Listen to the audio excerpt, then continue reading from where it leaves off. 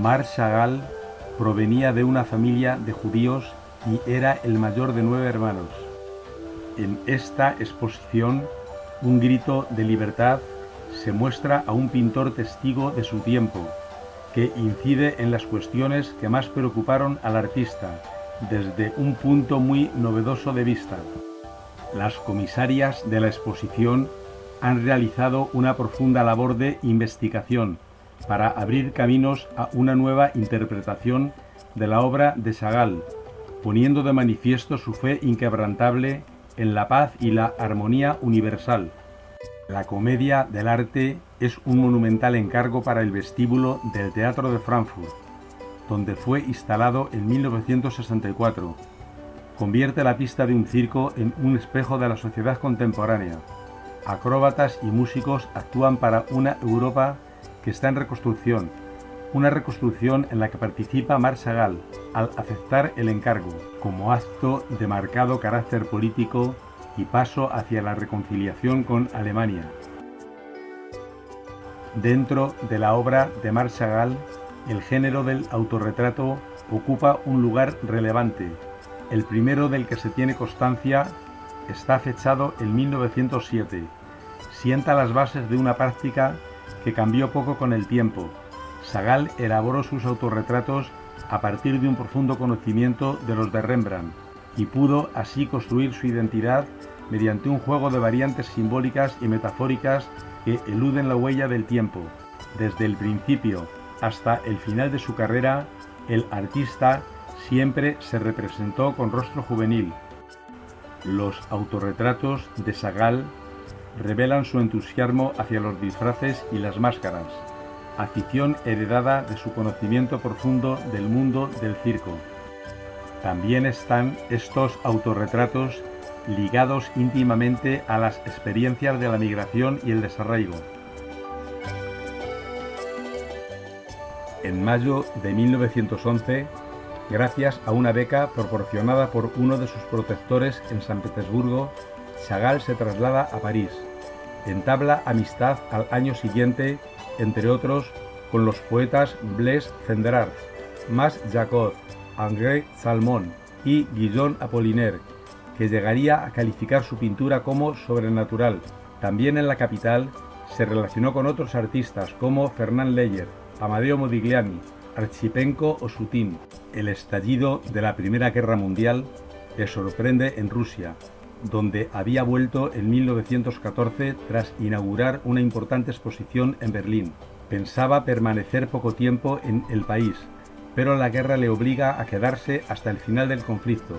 La serie de dibujos a tinta china en esta época tienen un carácter documental y cinematográfico, plasmando la dramática realidad de la guerra, profundizando en las vivencias cotidianas de los habitantes de su ciudad natal. Primero en París y más tarde en Vitebsk, su ciudad natal, y a caballo entre diferentes exilios, Chagall llevará siempre a Rusia en su corazón y en su alma.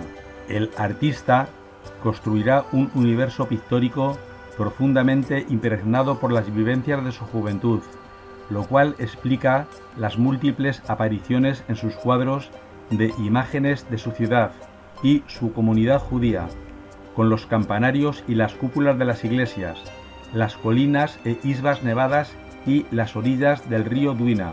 Estas iconografías recurrentes que abordó desde sus primeros años de formación en San Petersburgo fueron evolucionando e incorporando figuras familiares y personajes de la vida popular y campesina que formarán su universo de referencia. En noviembre de 1920, en plena efervescencia de la renovación cultural yiddish, Marc Chagall fue invitado a colaborar con el Teatro Nacional Judío de Cámara de Moscú, Gossec, por su director Alexis Granovsky, recién trasladada a Moscú desde su anterior sede en Petrógrado. Esta institución era el vehículo de enfoque escénico revolucionario, en el que todas las obras se interpretaban íntegramente en yiddish, lengua de los judíos originarios de la Europa central y oriental. Para las paredes del teatro, Chagall realizó 7 paneles sobre el tema de la proyección universal de las artes y la modernidad yidis. La introducción, largo friso de más de 7 metros, 4 alegorías de las artes, la danza, el teatro, la música y la literatura, el amor en escena y el banquete de bodas. Estos paneles que decoraban el interior del teatro, conservados actualmente en la Galería Tetriakov de Moscú y de los que presentamos varios estudios preparatorios, formaban una obra integral que llegó a conocerse como la cajita de Chagall. La interacción entre los decorados, los actores y el vestuario constituía un espectáculo de arte total. El artista pintó también un telón que no se conserva, y su colaboración con el teatro se completa con la creación de bocetos para los decorados y el vestuario de las obras Mazeltov, Los agentes y La mentira de Solem Aleichem, interpretadas por Solomón Mijoels como actor principal. En 1918 nacía en Kiev, en plena ebullición de la independencia ucraniana, la Kultur League, asociación que desempeñó un papel de primer orden en la difusión de la cultura yidis y alentó la ilustración de libros por parte de artistas de vanguardia, desde el interés por modernizar la cultura judía, siempre en una dicotomía entre tradición y modernidad. A su llegada a Moscú en 1920, Chagall entrará en contacto con muchos otros artistas de esta asociación, que, llegados de Kiev, escapaban de la represión bolchevique, reencontrándose con sus orígenes y con la lengua de su infancia. En 1922, Chagall abandona Rusia de manera definitiva y se instala en Berlín junto con su esposa Bella y su hija Ida. Allí el artista trabaja en su autobiografía Mi vida y aprende el arte del grabado. Tras su exposición en la Galería Van Diemen y a pesar de haber adquirido gran notoriedad en 1923, se traslada con su familia a París, donde retoman el contacto con amigos, artistas e intelectuales. Uno de ellos, el marchante de arte Ambroise Vollard, le encarga a Chagall la ilustración de algunos libros, entre los que se cuentan Almas muertas de Gogol y Las fábulas de La Fontaine, una de las obras clásicas de la literatura francesa. Este encargo será el origen de una importante oleada de críticas basadas en el origen ruso de Chagall y que suponen un síntoma más del ascenso del antisemitismo en casi toda Europa. El 21 de septiembre de 1925, en una carta dirigida al crítico de arte Leo Koenig, el artista escribe: «El tiempo no es profético, reina el mal». Durante estos años, antes y después de su viaje a Palestina en 1931, Chagall realiza una serie de retratos de rabinos y personajes portando la Torá, que traslucen la incertidumbre ante el destino de un pueblo amenazado. En sus memorias, el pintor se refiere así a este tipo de obras: «Los profetas atormentados en Vitebsk hicieron su aparición en mis cuadros, entre hambrientos y andrajosos, lanzaban al mundo una mirada carente de esperanza. Su mirada es igual a la mía, sus colores se deslizan sobre ellos como el sudor, escurriéndose sabe Dios a dónde, en espera de que amaneciese, de que se acabaran el estrépito, la propaganda, los campos de concentración, los hornos, las cárceles físicas y morales. Yo pintaba profetas torturados». En 1933, tan solo unos meses después de que Hitler hubiera ascendido al poder, el Partido Nacional Socialista quemó en una ceremonia pública en Mannheim la pintura de Chagall El Rabino. La amenaza al pueblo judío que el artista llevaba años anunciando se volvía definitivamente real. Este sentimiento se hacía patente en otras obras de estos mismos años. En Soledad, el pintor parece concretar esa idea difusa de persecución, con el rabino que protege la Torá, símbolo del salvador de la cultura hebraica frente a una catástrofe inminente, al tiempo que expresa la conciencia del aislamiento en el que se encontrará a partir de entonces la comunidad judía de Europa. Ocurre lo mismo con El buey desollado, antecedente de las crucifixiones que simbolizan el martirio del pueblo judío, o en El desnudo sobre Vitebsk, en el que la ciudad de su infancia es sobrevolada por la figura de Bella, su mujer vuelta de espaldas. A su llegada al poder, el Partido Nacional Socialista de Alemania puso en marcha una política cultural basada en la purificación del país. Una de las manifestaciones de esta persecución que se hicieron más populares fue la exposición Entartete Kunst, que significa arte degenerado, inaugurada en su primera edición en Múnich el 19 de julio de 1937. Se presentaban 730 piezas de un centenar de artistas, muchos de ellos judíos, entre los que no faltaba Chagall, con la intención de mostrar de forma pedagógica la putrefacción del arte moderno y la de sus autores, culpables de un atentado contra la germanidad y la cultura del pueblo alemán. Abandonó Francia debido a la retirada de derechos a la población judía por parte del gobierno colaboracionista de Vichy. En 1941, gracias a la intervención del periodista Varian Free y del Emergency Rescue Comité, zarpó de Marsella rumbo a Lisboa, para sumarse después al grupo de artistas exiliados en Nueva York.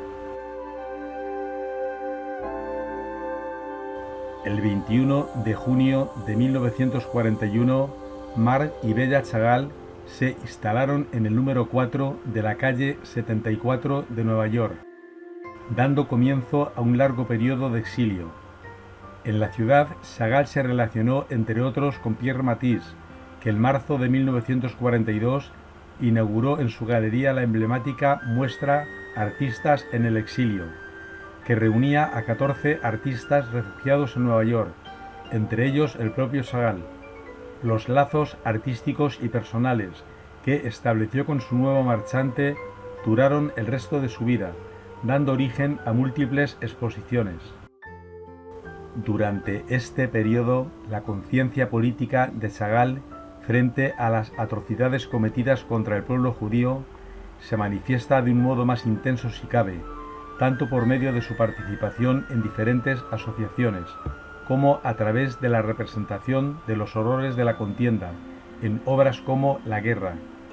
Las pinturas de este momento evocan también la brutalidad de los pogromos, especialmente los perpetrados en Polonia, país que el artista visitó en 1935, así como las deportaciones y el exilio, al que se vio sometida la comunidad judía. Los Cristos crucificados de esta época solo tienen como indumentaria el taliz, paño blanco de oración, en torno a las caderas. Representan el símbolo del sufrimiento del pueblo judío, en respuesta de la llamada Noche de los Cristales Rotos, ocurrida en Berlín en 1938. A su vuelta en 1948 a Europa desde Estados Unidos, Chagall se instaló en Francia, primero en Orgeval, en las proximidades de París, y después a orillas del Mediterráneo, embarcándose, al igual que otros reconocidos autores como Henri Matisse o Fernand Léger, en una serie de proyectos monumentales en torno al tema de la paz, destinados a edificios religiosos y salas de espectáculos.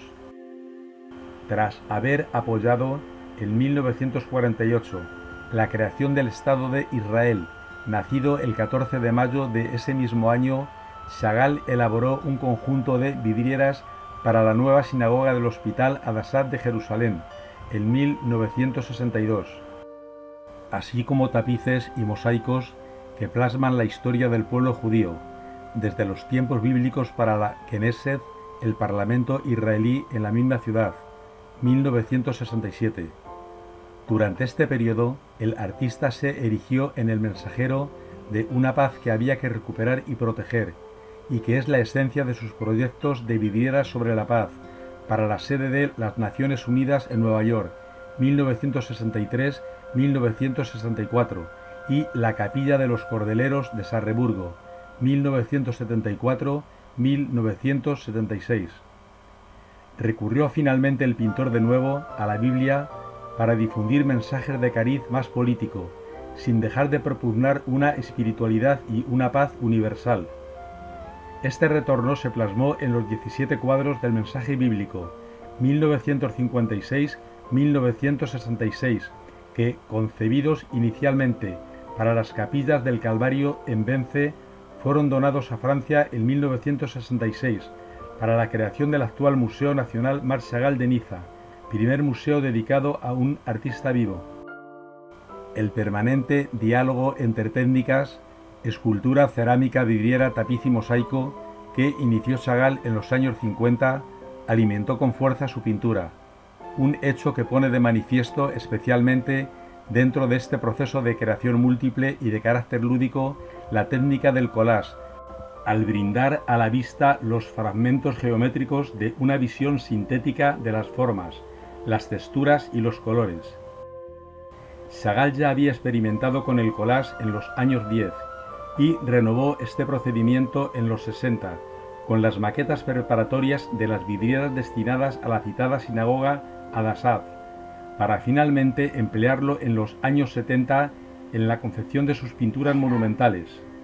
A la búsqueda de libertad y luz desplegada mediante nuevas técnicas, responde la práctica de una pintura en la que los colores y los empastes expresan más que nunca la urgencia de vivir.